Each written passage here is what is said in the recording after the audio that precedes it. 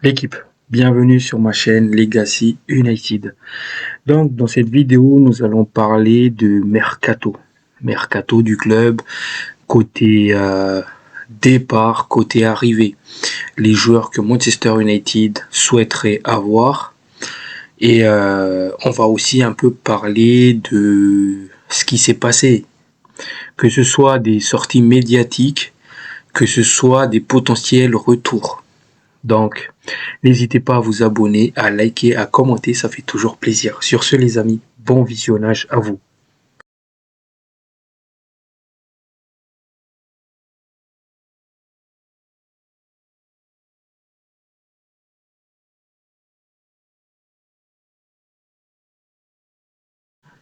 Mes fans mancuniens, bonsoir à vous, j'espère que tout va bien pour vous. Pour ce qui est de ma part, je vais bien. Donc, comme je l'ai dit dans l'introduction, on va parler de Mercato, les joueurs que Manchester United souhaiterait avoir. C'est une liste, encore une fois, des dernières rumeurs du jour. Donc, avant de commencer, j'ai sélectionné deux commentaires et je vais y répondre tout de suite. Premier commentaire que j'ai sélectionné, ça vient de Eta Gilam. Excuse-moi si je prononce mal, où il nous dit que Amorim a métamorphosé United. Il a fait rectifier beaucoup de choses. S'il aura un troisième recrue, l'équipe sera redoutable. Donc, trois recrues plutôt. Donc là, il nous parle de ces trois recrues, un milieu, un attaquant de pointe et un piston droit. Il ajoute que Mazraoui est à l'aise comme défenseur central, Garnacho peut mieux progresser et nos jeunes ont du talent. Hamas, Kobe Maino, Haven, Ahmad, Shido et beaucoup d'autres. Et je suis tout à fait d'accord. C'est que, comme je l'ai souligné à plusieurs reprises, cette équipe de Manchester United a besoin de trois postes clés. Un piston droit, un attaquant de pointe et un milieu central qui est capable de jouer à côté de Ugarte. Et donc évidemment, il y a des noms, il y a des listes qui sont côté Manchester United maintenant, à voir qui parmi ces joueurs-là va signer côté Old Trafford. Donc, minimum 3. Mais je montrerai même jusqu'à 5 joueurs, à ce qui s'ajoute à celui-là, un 10 et un gardien. Donc, encore une fois, c'est pas vraiment les priorités. Il faut se focaliser sur ces trois postes-là en priorité et voir si on a des sous, chercher d'autres postes. Évidemment aussi, on a beaucoup de jeunes à développer, des jeunes qui ont du potentiel, notamment les Shido, les Hamas, les Sekou Kone, les Haven. Il y a beaucoup de jeunes dans l'académie aussi, les Fletcher, les Ibrahimov, les Sia Lecce. Donc, il y a beaucoup de joueurs à développer qui peuvent rejoindre cette équipe pro. Donc, voilà. Deuxième commentaire du jour, ça vient de Pomba Daondao. Excuse-moi si je prononce mal aussi. Où il nous dit que Amorim, c'est comme ça dans tous les clubs au début. C'est difficile, mais avec le temps, tout ira à merveille. Oui, c'est vrai. C'est que une fois que Ruben Amorim il a mis en place son style de jeu, il fait toujours des merveilles, que ce soit à Braga, que ce soit au Sporting, et forcément Manchester United va suivre dans cette liste. Donc j'espère vraiment qu'il va réussir ça. Encore une fois, c'est un coach que j'aime beaucoup et qui fait justement ces petits points que j'ai précisés plusieurs reprises. Notamment, j'ai dit que la priorité c'était d'avoir un coach qui avait un style de jeu. Il l'a coché. Il faut aussi qu'on a un fond de jeu. Il faut qu'il y a de l'idée, l'identité. Amorim, il coche cette cage. Il faut aussi qu'il fasse jouer des jeunes. Il est en train de le faire et il ne faut pas qu'il fasse des favoritismes. Sur ce point-là, on va voir ce qui va se passer parce que là, je vois beaucoup Diogo Dalot et Bruno Fernandes qui fait que enchaîner les matchs. Donc, on va laisser le temps pour juger sur cette partie-là. Donc, voilà. Donc, avant de me lancer sur les différentes rumeurs de Mercato, on va revenir sur cette sortie médiatique du légende de Manchester United, Wayne Rooney. Donc, il nous dit Il y a besoin de changements massifs. On est tous d'accord sur ça. Je pense qu'entre 10 et 15 joueurs doivent quitter le club. Donc, on est aussi d'accord parce qu'on avait dit à plusieurs reprises, 80% de l'effectif doit partir. Donc, jusque-là, je suis tout à fait d'accord. Personne n'assume ses responsabilités. Je pense qu'il existe une culture où il est trop facile pour eux de perdre des matchs. Le petit pic, toujours. Donc, puis de les voir partir en disant qu'ils vont passer au suivant. Donc oui, je suis d'accord à cette sortie-là, mais ces derniers temps aussi, on voit une équipe qui commence à comprendre le football. Donc maintenant, à voir s'ils vont continuer sur cette lancée-là jusqu'à la fin de la saison. Mais dans tous les cas, on a besoin de dégraisser, de réévolution côté Old Trafford, côté Manchester United. Il faut changer, il faut effectuer ce changement d'air aussi via les joueurs. Il y a des joueurs comme Lindelof qui doit partir, des Eriksen, des Casemiro, même s'il était plutôt bon ces derniers temps, des Diogo Dalot, des Maguire. Donc, on a besoin de vraiment se débarrasser de plusieurs joueurs pour mieux reconstruire derrière avec des joueurs que Ruben Amorim a vraiment besoin. Donc, voilà. Donc, on va direct enchaîner sur les différentes rumeurs mercato. Donc, c'est pas des noms qui manquent côté Manchester United. Donc, tout d'abord, Fabrizio Romano nous parle que Paul Pogba va pas revenir maintenant à Manchester United. Mais là, il nous dit pas du tout que est-ce qu'il va du coup revenir plus tard. Parce que là, si j'ai bien compris, c'est-à-dire que Paul Pogba, potentiellement, il pourra venir l'été pendant le mercato estival. Donc maintenant, encore une fois, si c'est pour qu'il vienne mercato estival, je préfère dire non. Parce que là, c'est la période de mercato, on peut aller chercher d'autres profils qui vont correspondre à ces systèmes de jeu. Pour moi, j'étais d'accord sur l'arrivée de Paul Pogba si c'était maintenant. Parce que c'est un joueur qui peut dépanner jusqu'à la fin de la saison. Donc, la suite. Là, Manchester United prépare un nettoyage massif. Donc ça, on le savait déjà. Des joueurs indésirables pour lever des fonds de transfert pour l'été. Avec Jobe Bellingham de Sunderland parmi les cibles qu'il aligne. Donc, je suis très très content parce que c'est un très très bon joueur. Maintenant aussi, il doit passer cette cape de Championship ou en Première Ligue. Mais c'est un joueur qui a de la qualité. J'ai checké quelques vidéos sur le joueur. Je trouvais vraiment intéressant dans ses déplacements, dans son appel, dans son technique, dans sa façon de jouer. Il a une vision de jeu et ça peut être un joueur très très intéressant. Maintenant, les postes où il est capable d'évoluer, Jobe Bellingham. En fait, il est un peu comme son frère. Il peut jouer partout dans le milieu du terrain. Il peut évoluer 6, 8 et 10.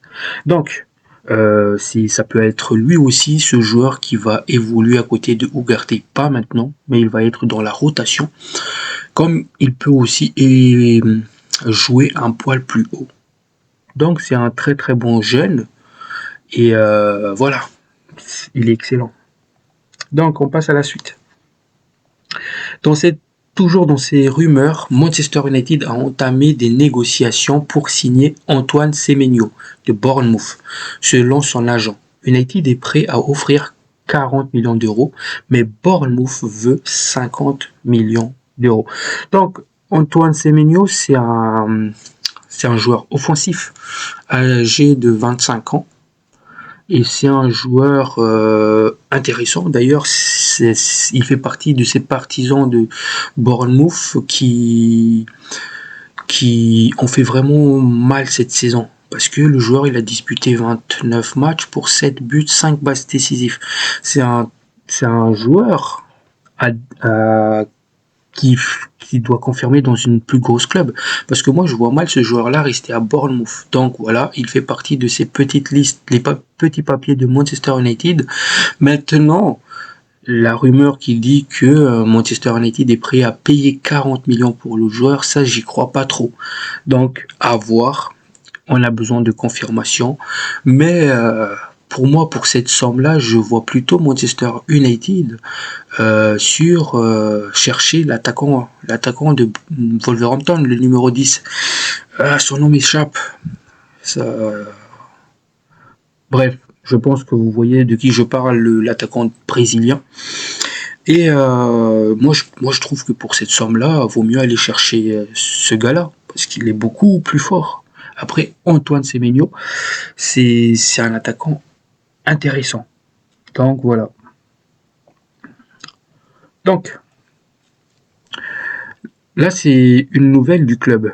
L'entraîneur, le chef de Manchester United, Ruben Amorim, prévoit d'utiliser Amad Diallo comme latéral la saison prochaine. Un rapport révélant si les Red Devils tenteront ou non de signer une alternative à Giovanni Quenda. Autrement dit, si Manchester United n'arrive pas à recruter un piston droit, ça sera Amad Diallo qui va évoluer sur ce poste-là. Cette saison, il a déjà évolué sur ce poste-là, sous l'ère Ruben Amorim. Mais maintenant, je ne crois pas que Manchester United ne va pas acheter un piston.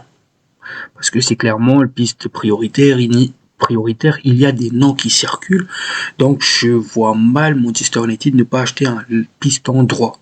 Donc voilà. Mais dans tous les cas, le plan B, il est là. Donc, les agents de Rasmus Højlund travaillent sur les options potentielles pour quitter le club cet été.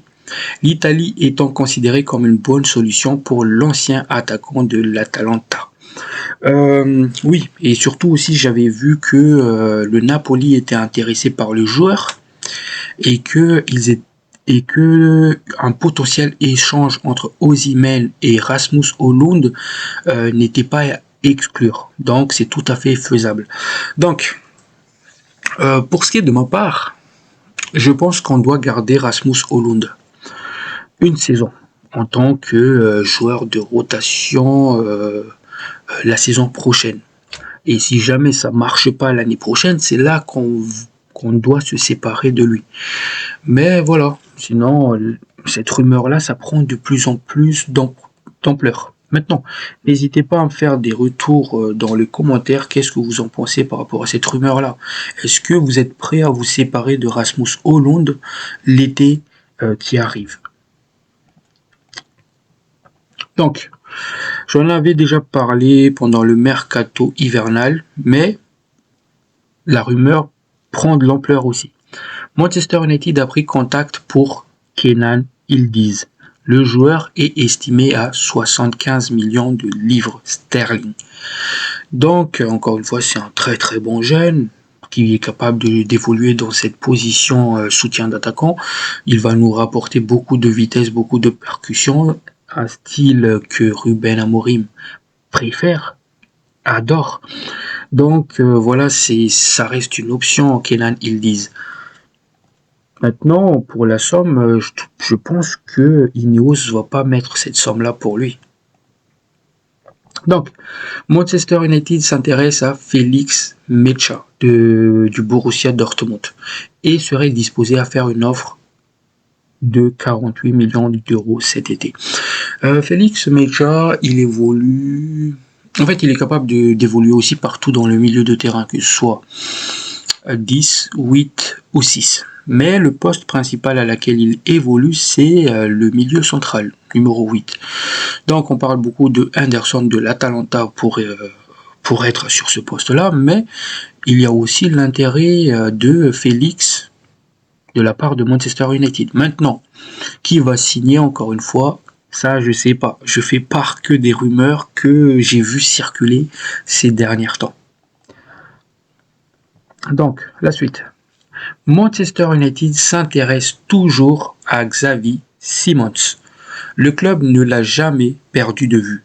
Outre un attaquant, United cherche également un milieu offensif polyvalent. Le RB Leipzig réclame 66 millions de livres sterling. Donc c'est un joueur que j'aime bien parce que c'est vrai qu'il n'a pas eu sa chance au PSG. Je sais pas trop pourquoi, parce que je suis pas trop qu'est-ce qui se passe là-bas. Mais il a fait il est parti au PSV aux Pays-Bas. Il a fait un excellent saison là-bas. Le PSG l'a acheté. Et juste derrière, ils l'ont prêté à RB Leipzig. C'était l'année dernière. Et il a fait un excellent prêt. Mais le PSG n'a pas voulu garder le joueur. Donc apparemment, le joueur, il voulait être titulaire, chose qui était impossible au PSG. Donc le PSG l'a vendu définitivement au RB Leipzig. Donc c'est un joueur, c'est pareil aussi, c'est un jeune joueur intéressant et qui me plaît beaucoup.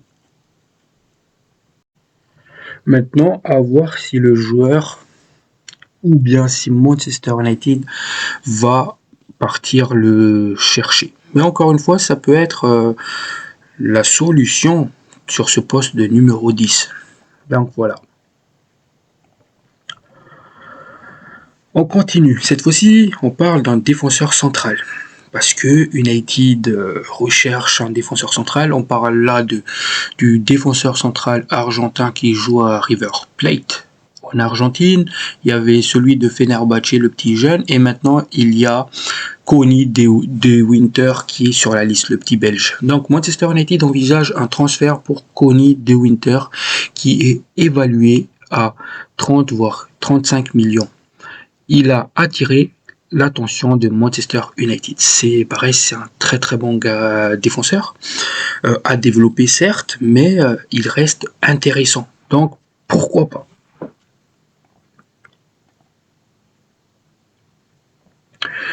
Cette fois-ci, Manchester United lié, Angel Gomez a rejeté une approche de West Ham, malgré le fait que les Hammers lui ont offert un contrat de 100 000 livres par semaine pour rejoindre cet été. L'intérêt de Manchester United pour Angel Gomez, sachant que c'est un agent libre cet été, donc c'est un joueur potentiellement gratuit.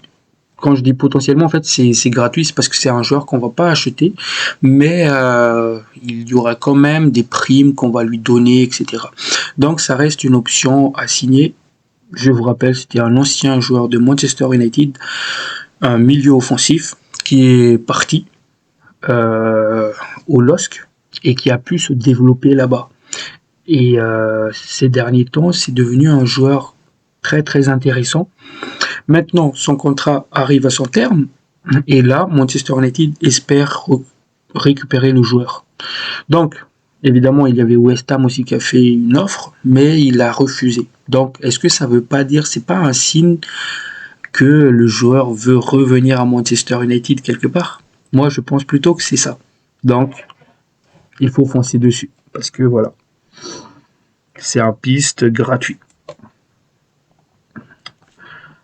Maintenant, le Betis souhaite prolonger le prêt d'Anthony jusqu'à la fin de la saison 2025-2026, c'est-à-dire il souhaite ajouter une année en plus, en prenant en charge une plus grande partie de son salaire. Une qualification en Champions League pourrait être déterminante sur le plan financier. En fait, il faut savoir une chose, le Real Betis souhaitait acheter Anthony à la fin de la saison, mais les rumeurs disaient qu'ils ont proposé 20 millions et que Manchester United réclame 40. Donc on est loin du deal. Donc maintenant, ces petits malins, ils souhaitent prolonger le prix. Sauf que je suis pas d'accord.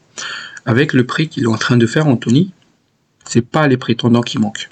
Donc, s'ils veulent pas le payer, s'ils veulent jouer au plus malin avec nous, bah, que le joueur revienne pour qu'on puisse le vendre derrière. Parce que c'est pas les prétendants qui vont manquer. Voilà. Si Anthony continue comme ça jusqu'à la fin de la saison, c'est pas les prétendants qui vont manquer. Et n'hésitez pas aussi à me dire vos avis là-dessus d'ailleurs les gars. Donc, pour finir, Hayden Even a été à Carlton sans botte de protection. C'est une très très bonne nouvelle. Parce que ça veut dire que potentiellement le joueur, il sera là au retour du trêve international. Parce que sa blessure n'est pas aussi grave qu'on a pensé. Donc je suis très très heureux d'apprendre cette nouvelle.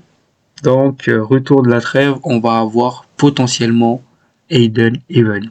Donc si c'est pas une bonne nouvelle ça pour terminer la soirée, c'est magnifique. Donc si vous avez aimé la vidéo, le concept, n'hésitez pas à vous abonner, à liker, à commenter, ça me fait grave plaisir. Sur ce la famille, prenez soin de vous. Ciao ciao.